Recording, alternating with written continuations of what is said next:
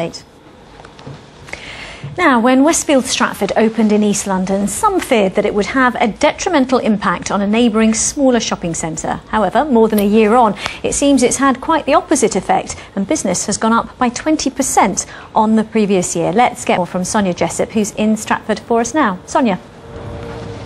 Well, I don't know how much of your Christmas shopping you've managed to do yet, but I can tell you here in Stratford today, we have been barely able to move for the amount of people doing their Christmas shopping. And that's because, of course, behind us we have Westfield, which is Europe's biggest urban shopping centre. But over here we have the lesser well-known, the smaller Stratford Centre. But rather than being all bar humbug about having such a big competitor over the road, the Stratford Centre has actually been finding that Westfield has been bringing it some Christmas cheer.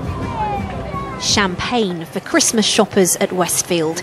This is retail therapy on a massive scale, drawing in 47 million shoppers in its first year. Happy Christmas.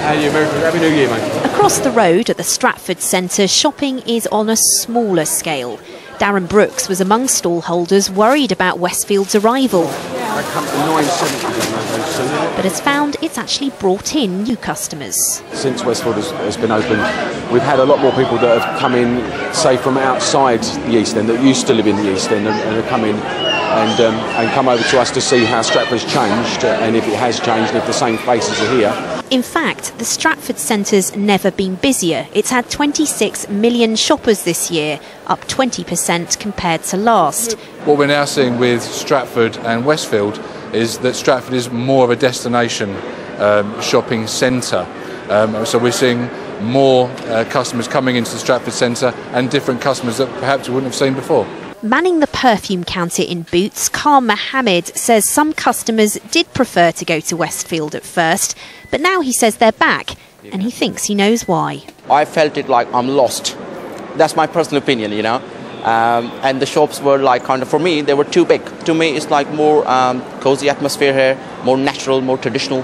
You know most of the people around and we know everything is. Westfield, you get lost easily. I just think there's more choice in Westfield, but for convenience I'd come here because it's just easier. I shop here more because it's cheaper, and Westfield is a bit more expensive. Even experts who thought the Stratford Centre would not survive Westfield admit it's been a surprise success story. They've really made it the market section now for the big shopping centre across the road. So you've got all the down market shops there, you've got the market stalls in the middle, and it's a really happening, lively place. I think they've done a terrific job. And with 3 shopping days left before the big day, the Stratford Centre's predicting this Christmas could be its busiest ever.